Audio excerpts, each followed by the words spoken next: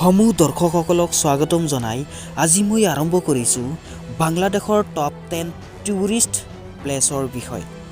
প্ৰিয় দৰ্শকসকল, ভিডিঅ'টো আৰম্ভ কৰাৰ আগতে মোৰ এটা সৰু ৰিকুৱেষ্ট, মোৰ চেনেলটো ছাবস্ক্ৰাইব কৰিব আৰু বেল আইকনটো বজাই দিব, যাতে আগলৈ এনেবোৰ ভিডিঅ' চাই থাকিব পাৰে। তো ব্লগ আজিৰ ভিডিঅ'টো আৰম্ভ কৰোঁ। প্ৰিয় দৰ্শকসকল, নাম্বাৰ 10 টানগুৱাৰ হাৱাৰ।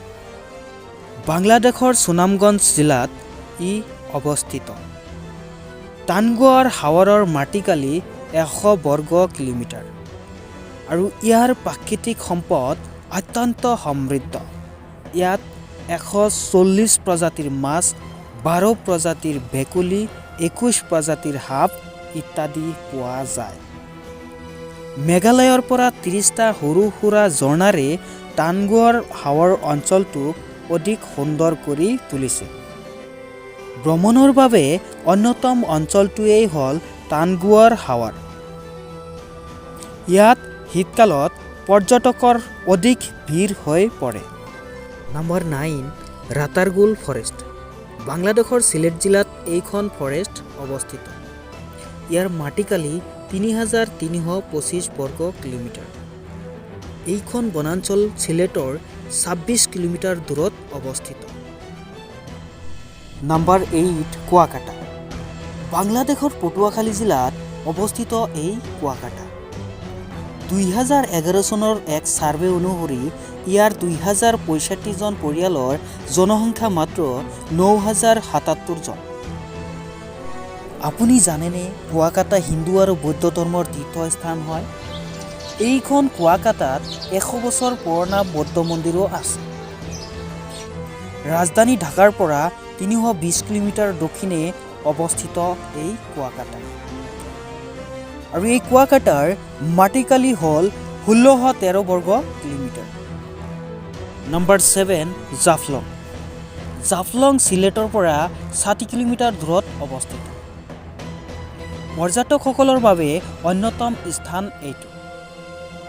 ইয়াত চাহ বাগান, পাণৰ বাগান, বাদামৰ বাগান, কঁঠালৰ বাগানৰ দৰে আন আন বাগানো দেখা যায়। নাম্বাৰ 6 ৰাঙামাটি।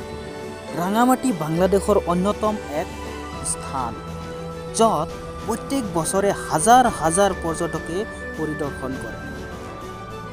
ৰাঙামাটিৰ মাটিকালি হ'ল 6116.13 বৰ্গ কিলোমিটাৰ। 2011 চনৰ এক ছাৰ্ভে অনুসৰি মুঠ জনসংখ্যা হ'ল 6,20,214 জন। ইয়াত বিভিন্ন কাষ্টৰ মানুহেও বসবাস কৰে। ইয়াত বিভিন্ন ধৰণৰ পাহাৰ পৰ্বত, নদ নদী ইত্যাদিৰে ভৰপূৰ। নাম্বাৰ 5 নীলাচল। হিন্দু ধৰ্মৰ এটা উচ্চ ধৰ্মীয় তাৎপৰ্যপূৰ্ণ স্থানেই হ'ল নীলাচল। আপুনি যদি নীলাচলত ভ্ৰমণ কৰিব বিচাৰিছে, তেতিয়াহ'লে আপুনি ভ্ৰমণ কৰি ইয়াৰ প্ৰাকৃতিক সৌন্দৰ্যও উপভোগ কৰিব পাৰে।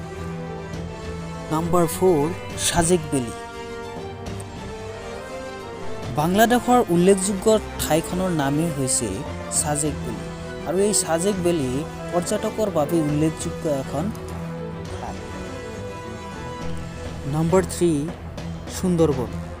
সুন্দৰবনৰ মাটিকালি 6.17 বৰ্গ কিলোমিটাৰ আৰু ইয়াত বিভিন্ন প্ৰজাতিৰ বাঘ, বিভিন্ন প্ৰজাতিৰ চৰাই চিৰিকটি, বিভিন্ন ধৰণৰ ভয়ানক প্ৰাণী দেখা যায়।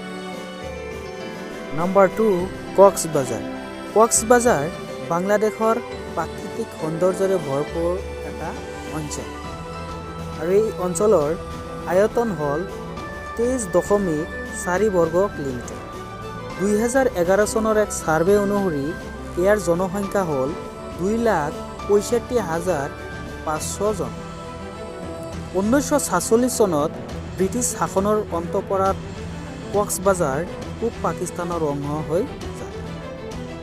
Number 1 Saint Martin. Saint Martin বাংলাদেশৰ উত্তৰ পূব অংশত অৱস্থিত। প্ৰিয় দৰ্শকসকল, ছেণ্ট মাৰ্টিনৰ মাটিকালি হ'ল 3 বৰ্গ কিলোমিটাৰ। আৰু আপুনি জানেনে ছেণ্ট মাৰ্টিন কক্সবাজাৰৰ ওচৰতে অৱস্থিত? এক সাৰ্ভে অনুসৰি ইয়াৰ জনসংখ্যা প্ৰকাশ কৰা হৈছে, যিটো জনসংখ্যা চালে আপুনি আচৰিত হৈ পৰিব। মাত্ৰ ইয়াৰ জনসংখ্যা হ'ল 4,000 জন। ইয়াত বিভিন্ন প্ৰজাতিৰ উদ্ভিদ, বিভিন্ন প্ৰজাতিৰ প্ৰাণীৰে ভৰপূৰ। প্ৰিয় দৰ্শকসকল, মোৰ এই ভিডিঅ'টো চাই কেনেকুৱা লাগিল অনুগ্ৰহ কৰি কমেণ্ট কৰি জনাব। ইমানখিনি সময় দিয়াৰ বাবে ধন্যবাদ।